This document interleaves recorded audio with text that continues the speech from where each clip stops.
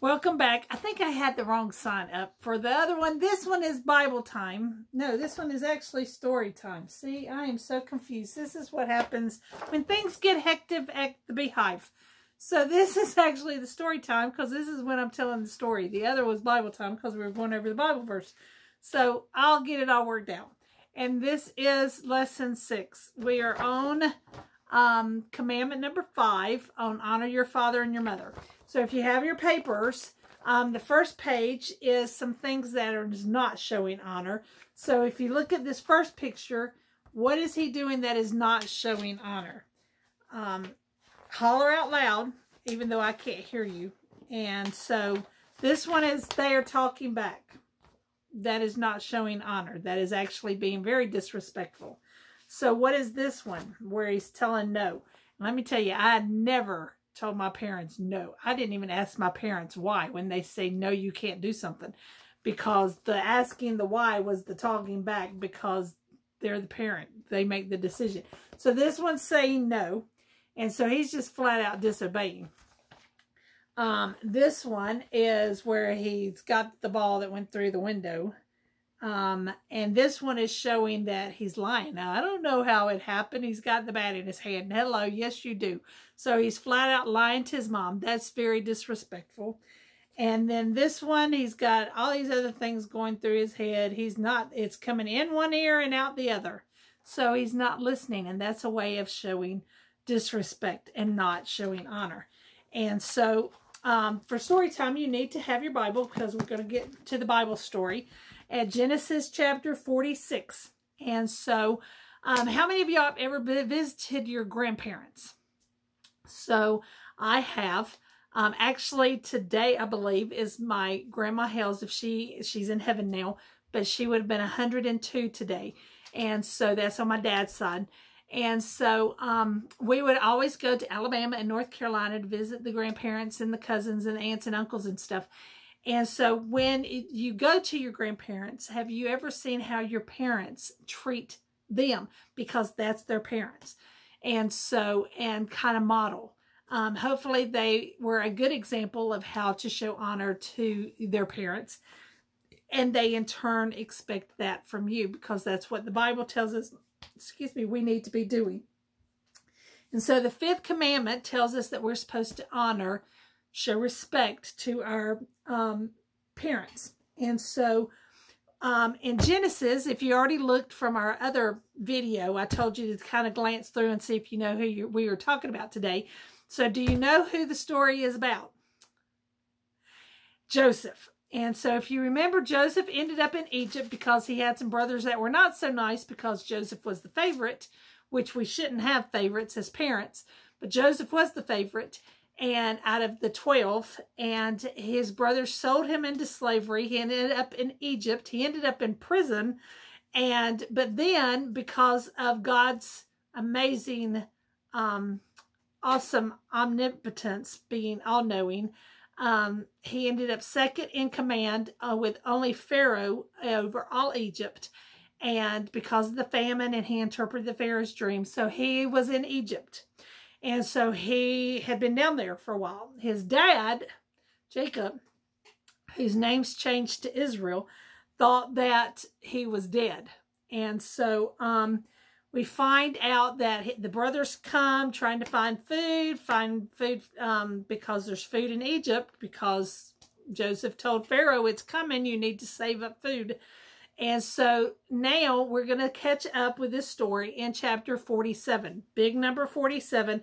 We're not reading all to both chapters. We're just going to hit some verses and I'm going to tell you some stuff. So look at verse 1 of big number 47. When Joseph went in and told Pharaoh and said, my father and my brothers and their flocks and their herds and all that they have come out of the land of Canaan, and behold, they are in the land of Goshen. Now, Goshen is part of Egypt that Pharaoh is over, that Joseph is under Pharaoh, so he's kind of controlling. So his entire family has left Canaan and because of the famine and has shown up in Egypt. And so Joseph goes to tell Pharaoh this. So Joseph wanted to honor his father, but he also, because Pharaoh, the king of Egypt, basically, he is his boss. He kind of had to run things by him. So Jacob and his family needed a place to live and to raise all their animals, because they were shepherds and they were herdsmen. And so the people of Egypt would not be happy about foreigners settling in their country, especially, food is scarce, and now we're bringing in a whole huge tribe of family that's coming. And so Joseph found a way to honor Pharaoh, the ruler of Egypt, but also his father, Jacob. So Pharaoh had promised to let Joseph's family live anywhere they wanted, but he also didn't want them making trouble. So, because he had to make his own people, the Egyptians, happy too. And so they settled in Goshen, which was a beautiful land where they could live in peace and they could raise their flocks. And so Joseph honored his father Jacob while also being a good servant to Pharaoh. So look at verse 27, little number 27. Now Israel, and remember Jacob's name has now been changed to Israel, lived in the land of Egypt in Goshen, and they acquired property in and were fruitful and became very numerous.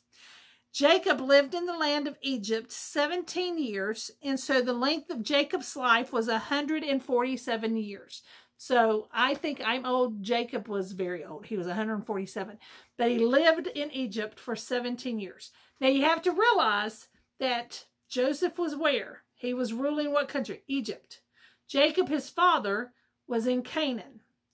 And they did not see each other for 22 years. That's a long time. My second son is 22 years old. I cannot imagine going that entire time without seeing my child. And so Jacob finds out that Joseph is living, that Joseph is like commanding all of Egypt other than Pharaoh. And so the family comes, and so they settle in this land. It's kind of away from all the others, and they just take care of their sheep and their goats and their flocks and their families. And so Joseph also honored his father in other important ways. Joseph's wife was Egyptian. Joseph himself was a ruler of Egypt, but Joseph gave his two sons Hebrew names, not Egyptian names, because he stayed true to his Hebrew heritage and taught them the ways of the one true God. Because Egypt had many gods. If y'all remember with the plagues, that was part of the plagues, is to show that the one true God is so much greater than all the Egyptian gods, where they worshiped the Nile River, they worshiped the sun, they worshiped fire, they worshiped all kinds of things, the cattle. And the plagues showed that the one true God, our God, is so much more. And Joseph taught his children that, instead of teaching about all the other gods that the Egyptians worshipped. He taught them what his father had taught him about the one true God. So look at big number 48, number 1. Now it came about after these things that Joseph was told, "Behold, your father is sick." So he took his two sons, Manasseh and Ephraim, with him. So that's his two sons that he had by his Egyptian wife, that they had never been to Canaan. They had not seen their grandfather. And so now Joseph is bringing them because Jacob is sick. And so when Jacob became older, he knew he was going to die soon. So he asked Joseph to bring my son Joseph to me. And so Joseph went to his brothers and he brought his two sons. And look at verse little number 11. And Israel, remember Jacob, said to Joseph, "I never expected to see your face, and behold, God has let me see your children as well." He just thought that, well, that's what his sons, Joseph's brothers, had told him, is that here's his beautiful coat of many colors that had blood all over it. And they told Jacob, Israel, that Joseph had died. And so he never thought that he was going to see him again. And not only did he get to see his son again, he got to see his grandsons. And so that was pretty cool. Verse 12, then Joseph took them took them from his knees and bowed with his face to the ground. So this is that bowing that was showing honor and respect to Jacob. It didn't matter how old he was still his father. And so just don't think that, oh, once I get into high school, I don't have to listen to my parents anymore. No, once you're in college, I don't have to. Yes, you do. It does not matter how old you are. Your parents will always be your parents, and they always will need that respect. Here, Jacob, Israel, is 140 something years old, and 147. And Joseph is still showing respect to his dad. And so it was by bowing, it showed great respect. And so here we have Joseph welcomes his father, Jacob, to Egypt. He shows up. I keep forgetting to show y'all these, so I'm trying to remember to do this. And here is where Joseph brings Ephraim and Manasseh to see Jacob, also known Israel, because he is now sick and he knows that he will be dying soon. And so part of this, their customs was to have a blessing on the oldest son. And so Jacob does that. But what he does is when Joseph brings the two sons, he ends up, and it had to do with the hands, and Jacob ends up crossing his hands and blesses the younger one. So if you look at, so that's what's going on in the chapter 48, is Jacob in his old age is blessing Joseph's sons, Ephraim and Manasseh, but he blesses the youngest one. And so he crossed his hands, and Jacob's younger son was going to receive the blessing meant for the older son.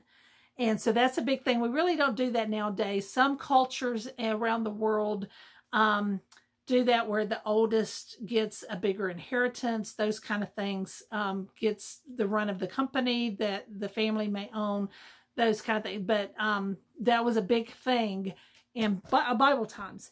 And so, please, Father, this son is my firstborn, he said. And Joseph thought that his father was confused and that he couldn't see well, but he was still respectful in correcting him. You know, Dad, you may have mixed up because you're 147 years old, and maybe you can't see which child is which. But Jacob said, yes, I know. Both of your sons will be great, but your younger son will be the greatest. His people will become a group of nations. And so Joseph let Jacob bless his sons, even though he wished the father had blessed the older one, because that was the tradition. He knew his father was wise and that his father listened to God. And so he obeyed his father's wisdom. And so Joseph had many chances to show disrespect to his parents. He could have turned his back on his Jewish upbringing and followed the Egyptian ways.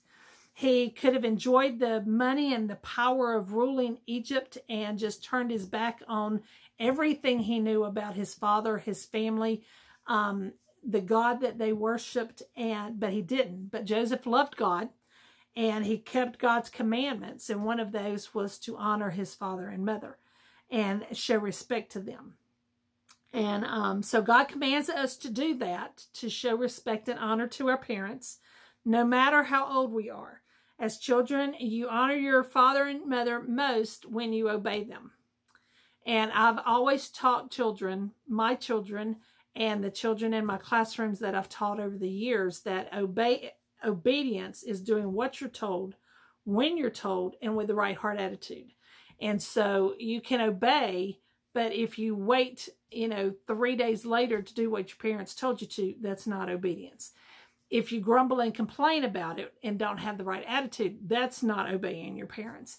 And doing what they tell you completely, no questions, just do what then that's obedience. And so when we obey them, that's how we show respect and honor to them, especially as young kids like y'all. For those kids that are watching, the adults, doesn't matter how old we are, we still need to respect and honor our parents. So here are some things that Joseph honors. So tell me yes Thumbs up if this is how Joseph honored his father Jacob. So the first one, he introduced his father to Pharaoh. Yes. He chose good land for Jacob and his family. Yes. He gave Jacob fancy presents. That wasn't one of the ways that he did. He drove his father around in a chariot. No, that wasn't in Genesis. He gave his sons Hebrew names. Yes. He bowed before his father. Yes, that was one of the verses we read. He obeyed Jacob. Yes. And he threw a big banquet, had a big party. That was not in Genesis. And so for those who have your papers, you have some things, honor, H-O-N-O-R, and then kind of try and figure out a word that will fit with those using the word bank, which is pretty easy over here. And so think about 3 things, because you may not have a piece of paper, but you can do this and write it down somewhere. The Lord God commands his people to treat parents with great respect. List 3 things. So come up with 3 things that you're going to do to honor your parents this week. You can hug. You can obey them and never forget them. Offer to help whenever you can. Don't make them tell you. We get so tired of telling you the same things over and over and over again. Look around. Is your room a mess? Does it need to be cleaned up? Well, do it. Is the trash overflowing? Take it out. Is the toilet paper roll empty? Replace it. And so, and then the last one, the R, is respect your parents each and every day. So think of some things that you can do this week, 3 of them. Come back, we will have our missionary story, and then that will be all for lesson 6 on commandment number 5. So see you in a little bit with our missionary story.